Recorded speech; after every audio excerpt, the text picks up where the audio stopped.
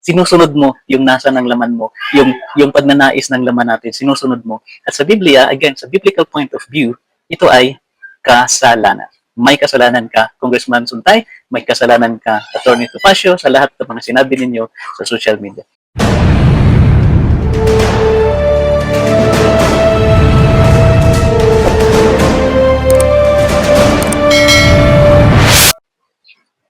Hello mga kabukid, kumusta kayong lahat? Magandang hapon sa inyo. Hapon ko ito ginawa sa araw na ito, araw ng Sabado. So, medyo matagal na rin tayong hindi nakagawa ng video dito sa ating channel sa YT. Puro mga AI lang tayo at mga shorts videos lang. Pero sa pagkakataong ito mga kabukid, hayaan niyo po ako na gumawa ng isang content. Ito ay isang reaction lamang sa mga kumakalat at lumalabas na mga balita ngayon na sobrang mainit na. Ito po ay may kaugnayan sa sinabi ng isang congressman sa Quezon City. Kilala niyo na yan, si Representative Bong Sontay. At Jesus pala yung totoong pangalan niya. Kailan ko lang nalaman. So yun na nga mga kabukid, ang disclaimer ko lamang sa video ito ay aking point of view. Ito ay aking mga opinion at saloobin tungkol sa kanyang mga sinabi at dinagdagan pa ng isang abogado, si Attorney Ferdy Topacio. Mayroon din siyang sinabi, mamaya babasahin ko sa inyo at ipapakita ko sa inyo ano yung mga sinabi niya at bakit tayo magre-react dito at bakit nakagawa ko ng video ito dahil sa kanila. So, salamat sa inyo. So, yun na nga, unahin natin ang sinabi ni isang sumisikat na ngayon na mga kataga na lumabas sa bibig mismo ni Congressman Suntay. Ito po yung sinabi niya. Minsan, nasa Shangri-La ko, nakita ko si Ann Curtis. Oh, wow! Ang ganda-ganda pala niya. You know, may desire sa loob ko na nag-init talaga. What? At na-imagine ko na lang kung ano ang pwedeng mangyari.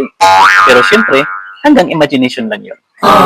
Ito po ang sinabi niya noong doon sa, tawag doon sa committee, sa kanilang paghahanap ng substance ba yung impeachment para kay VP Sara. At nabigkas niya to bilang kanyang analogy daw. So, of course, pagkatapos nito, maraming reaction, maraming violent reaction, at kung sino-sino na ang naglabas ng kanilang mga saloobin, kaya maglalabas din tayo ngayon. Why not, Coconut? So, sabi niya, analogy lang daw yun. Wala namang masama, wala namang problema. Pero at the end, humingi naman siya ng sorry kay Ann. Yun nga lang, hindi mo makikita yung remorse ng kanyang pagsasabi ng sorry. Kasi pinanindigan pa rin niya na walang mali, walang problema sa sinabi niya. At dinagdagan pa ito, yung kay Congressman Suntay, sinabi niya noong March 3, etong March 6, after 3 days, dinagdagan ito ni Attorney Topacio. Kilala naman natin kung sino siguro si Topacio, di po ba? So, ito yung sinabi naman ni Attorney Topacio. May nakita kang babae, gusto mong gahasain, gusto mong halayin, gusto mong daklutin. Hindi kasalanan yun. Yun po ang sinabi ni Attorney Ferdy Topacio na hindi naman daw kasalanan kapag may nakita kang babae na gusto mong gahasain, gusto mong halayin. Kasi siguro iniisip nila, sa isip mo lang naman yun, sa sarili mo lang naman yun. So bakit ka magkakasala? Hindi mo naman ginawa. Di po ba? So yun yung nasa isip. Even si Attorney si Bong Suntay, si Congressman Suntay, ganun din yung iniisip niya. Wala naman akong ginawang masama. Sabi nga ni Attorney Topacio, yung kapatid nga daw ni Ann, nagpapapicture nga siya ng mga nakabikini at nakikita yung katawan niya. So wala naman daw masama kapag may gusto tayong gawin sa kanila. So yun yung iniisip nila. So ngayon mga kabukid, napa-react ako sa mga sinabi nila kasi nagtuturo din po ako ng Biblia. So dito na tayo papasok ngayon. Dito natin hugutin yung ating reaction. Ano ba ang sinabi ng Bible patungkol dito? May binanggit ba ang Biblia patungkol dito? So dito manggagaling yung ating point of view at hindi lang ito basta point of view kundi dito manggagaling yung ating reaction.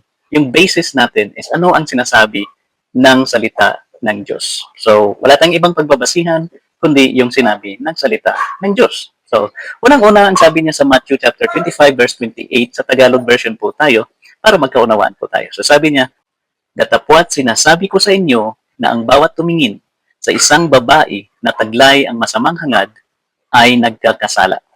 Ay nagkakasala na ng pangangalunya sa kanyang puso. Maliwanag ang pagkasabi dito.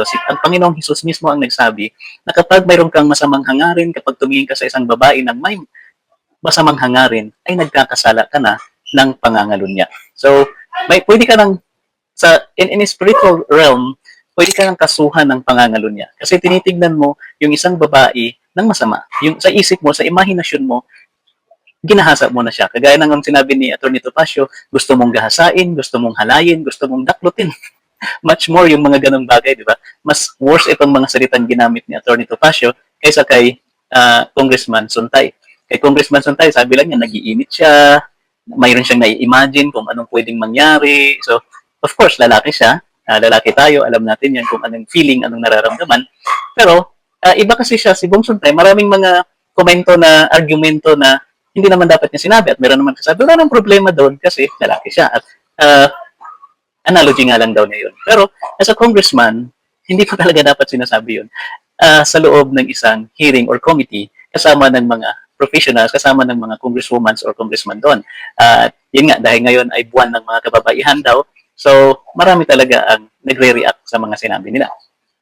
So balik tayo dito sa Bible na sabi ng Panginoon or sabi ng salita ng Diyos na kapag tumingin ka, ikaw lalaki, kapag tumingin ka sa isang babae na may masamang hangarin o mayroon kang pagnanasa sa puso mo, mayroon kang desire sa puso mo, lalo na yung sinabi ni Atty. Topacio, gusto niyang daklutin, gusto niyang gasain, mayroong pagnanasa sa puso, ikaw ay nagkakasala na ng pangangalunya.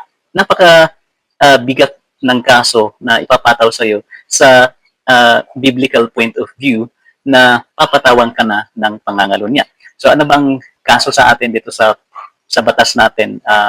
Adultery. So pwede ka nang kasuhan ng adultery kapag ikaw ay nagnasa sa nakita mo na babae. Lalo na si Congressman Bong Suntay, pamilyado siyang tao.